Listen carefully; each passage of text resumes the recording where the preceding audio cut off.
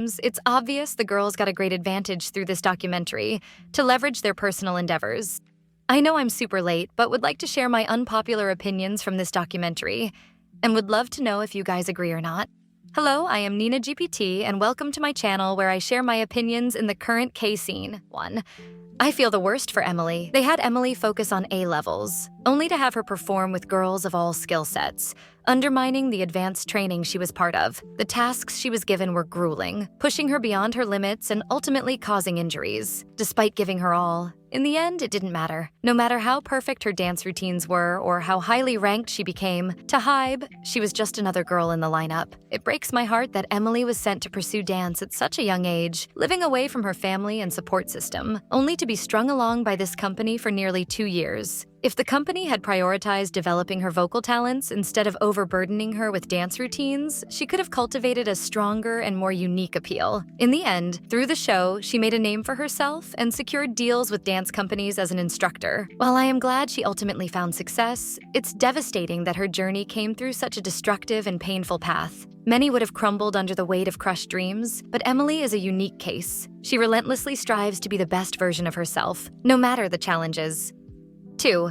I don't see Lexi being part of Katseye even if she stayed back. If Lexi would have stayed back, many theorize a group with Ezreala, Lexi, and Emily. But this would have meant removing girls like Danielle since she was one of the best dancers alongside Lara. Lara had her fate sealed from day one due to her aura, vocals, visuals, and mainly how well she fits visually with the katseye image. And let's be honest, Hybe wanted a group that sprinkled in every possible ethnicity, and having Ezreala, another Indian girl too, was unfeasible. Lexi's height, which is obviously stupid but important for the group to look cohesive, and lack of votes would have been the reason Hybe would rethink having her in the group. Besides, even if Europe is a big continent and katseye could have gone more global with Lexi, I assume they added Manon and called it a day when it came to diversity nationality-wise. Lexi made a good choice leaving because in the end, talent played a part in the decisions, but not as much as the girls wanted it to. 3. Celeste's voice was so unique, and I loved it. Everybody and their moms hated Celeste so much, including the judges, on her tone as if they didn't hear it prior to her audition. But she is truly my biggest bias because I loved her vocals. There was something refreshing and angelic about it ever since her first mission in I'm Still Into You. I know she is rich as hell, and so I need her to produce music ASAP because I miss her voice. And yes, that's the opinion. 4.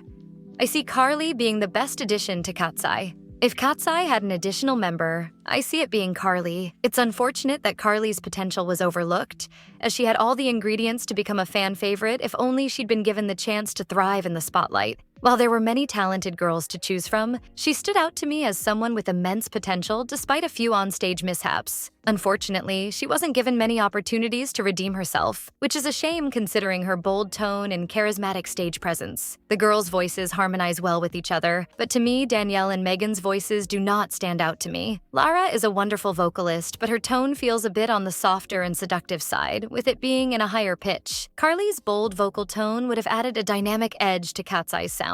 Another factor could be that Hybe may not have seen Carly as a visual fit for Katseye. She may have been more American compared to her Korean and Japanese counterparts, which might have influenced the decision to prioritize a native Korean member instead. But in the end, it was lack of audience engagement for Carly that caused things to not work out in her favor. 5.